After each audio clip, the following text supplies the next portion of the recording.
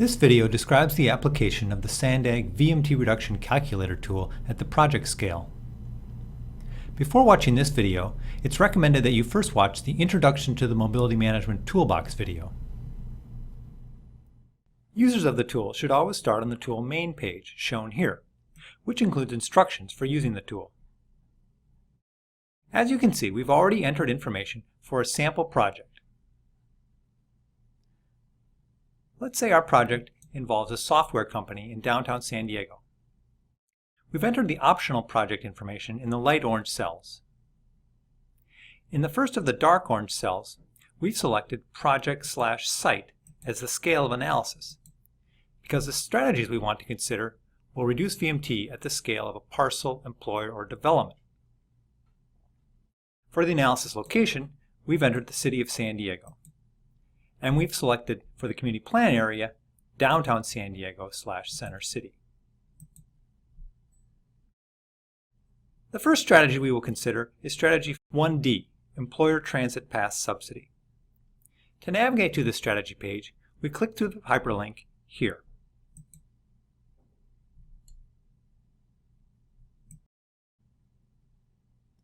All of the strategy pages have a similar format. At the top of the page is the strategy-specific level of application, the type of VMT affected, and the maximum VMT reduction available from the strategy.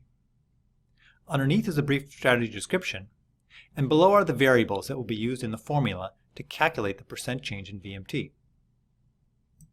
At the bottom of the page are the citations for any constants, coefficients, or caps that are referenced in the formula. We can return to the main page or view all the project level results by clicking on the hyperlinks in the upper right corner, which we could also do by clicking on the tabs at the bottom of the worksheet. The first user input asks for the place type of the project. Using the drop-down menu, we'll select Urban, since our project is located in downtown San Diego. If we need more information about any user input, we can hover over this cell with a hatched border to read some explanatory text.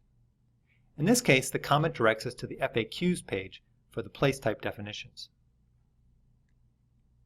The second user input asks for the daily dollar amount of the transit subsidy that we will provide to the employees. Using the drop-down menu, we'll select $3 per day. The third user input asks for the percentage of employees eligible for the transit pass subsidy. If we don't know what the word eligible means in this context, we can go to the FAQs page for a definition. We'll enter 100%. Now that we've entered all the required user inputs, we can see that the tool calculates a 7.8% reduction in VMT. We can view the formula for the strategy below, as well as citations used to develop the formula. Now let's assume that this project includes a second component, a residential transit-oriented development at the same location. Let's look at strategy 2A, transit-oriented development. After reading through the project description, we can enter the user inputs.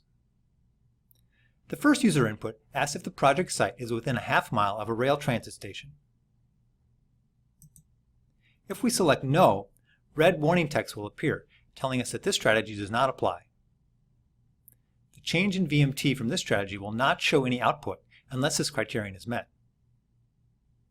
We'll select Yes, assuming the project is close to a rail transit station.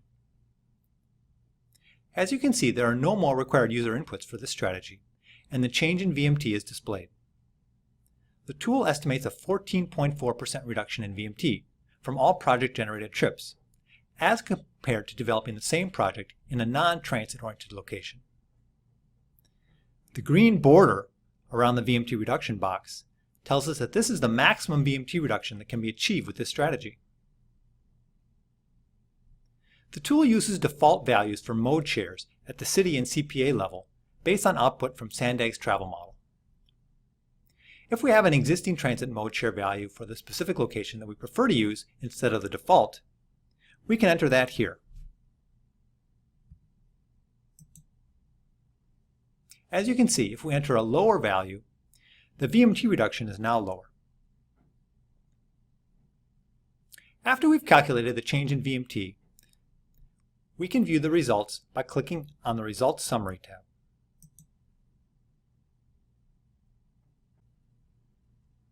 On this page, you can see the VMT reduction results from the two strategies we've analyzed. In this case, the VMT impacts of the two strategies are not combined in the results at the bottom of the page, because the two strategies affect different types of trips. The transit subsidy affects only employee commute trips, while the TOD strategy affects all project trips. If we were to analyze additional strategies, those VMT results would be combined with the first two strategies and the results shown here.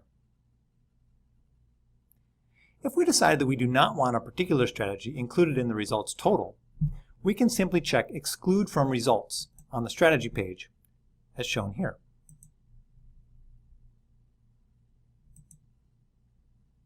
You can now see that while the individual strategy results for strategy 1D still appear, the results total at the bottom now excludes this strategy. Now let's print the project results. We click on Print Results in the upper right corner, which takes us to this page. This page summarizes the project information, the results of the analysis, and lists citations that support the calculations for all strategies. To print this worksheet, be sure that Landscape Orientation is set on the Excel Print menu. The tool and all other Mobility Management Toolbox resources are available at the website shown here.